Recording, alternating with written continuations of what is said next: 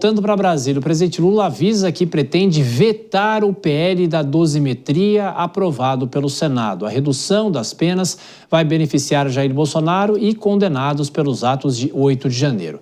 André Anelli, mais uma vez aqui com a gente, tudo indica uma nova guerra entre o governo e o Congresso Nacional. É isso, André?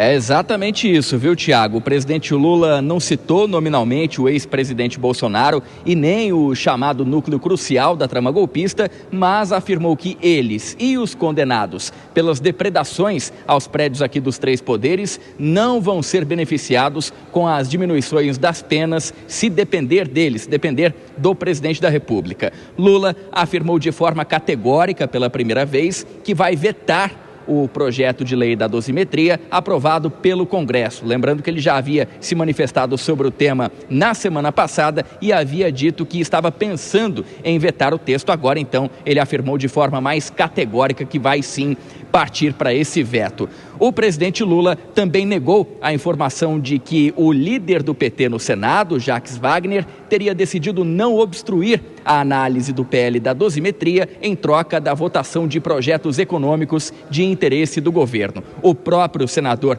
já negou também ter feito esse acordo e o presidente Lula reiterou essa negativa no dia de hoje, então, quando se manifestou contrário ao texto. Eu tenho dito que as pessoas que cometeram crime contra a democracia brasileira terão que pagar pelos atos cometidos contra esse país. E, portanto, nem terminou o julgamento ainda. Nem terminou, ainda tem gente sendo condenado. E o pessoal já resolve diminuir as penas. Eu quero dizer para vocês que, com todo o respeito que eu tenho ao Congresso Nacional, a hora que chegar na minha mesa, eu vetarei. Tá? Isso não é segredo para ninguém.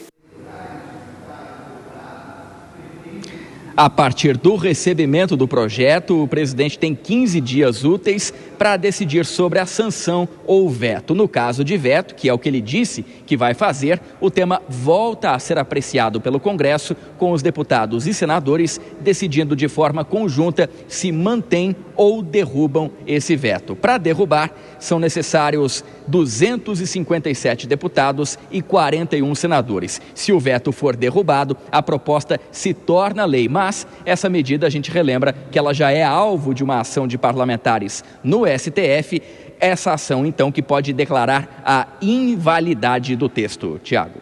Pois é, embate, então, para o ano que vem, não é, André? Até daqui a pouquinho, Dora Kramer, o Nelson Kobayashi e a Denise Campos de Toledo. Ô, Dora, para o governo, existe alguma saída para evitar, não o veto total, mas alguns itens? É possível que se negocie isso ou a derrota do governo já é dada como certa? Olha, eu não sei como é que pretende o presidente, se é o veto total ou o veto parcial. Me parece que o parcial é difícil, porque se trata ali de uma coisa específica na totalidade. Então, ele diz que vai vetar com toda a convicção, o Congresso derruba o veto, mas aí, Tiago, isso ainda vai para o Supremo. E também tem uma outra coisa.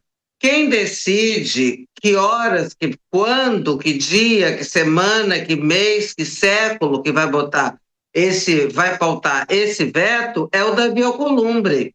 Se interessar, por enquanto tá vigorando, né? Quer dizer, não está vigorando, porque isso precisa da sanção presidencial para vigorar.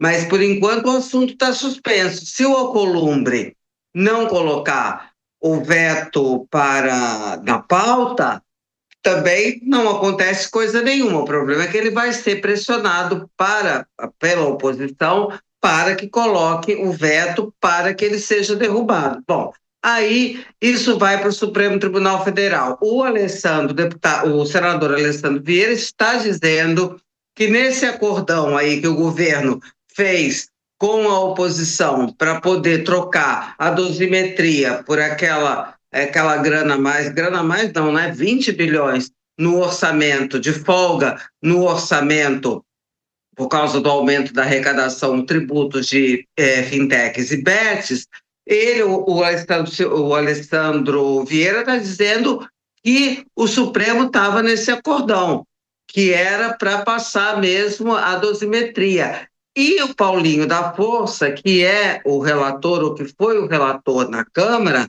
dizia para quem quisesse ouvir que o que fosse votado pela Câmara, aprovado pela Câmara, ele já tinha negociado com o Supremo e que o Supremo já tinha dado ok. Mas ontem mesmo, o ministro Alexandre de Moraes, da tribuna, do tribunal, falou mal desse projeto. Então, tem uma confusão, uma coisa aí mal explicada, quem fez acordo com quem, qual é o interesse velado, o que está se falando só no microfone, o que vale no bastidor, esse troço está todo mal explicado ainda, mas no decorrer dos acontecimentos, isso vai ficando mais claro. Temos agora o recesso para decantar essa poeira, para baixar essa poeira, e aí vamos ver que o assunto só vai ser retomado quando o Congresso voltar aos trabalhos em primeiro dia útil de fevereiro, e aí a gente é que vai ver para onde é que essa carruagem vai andar.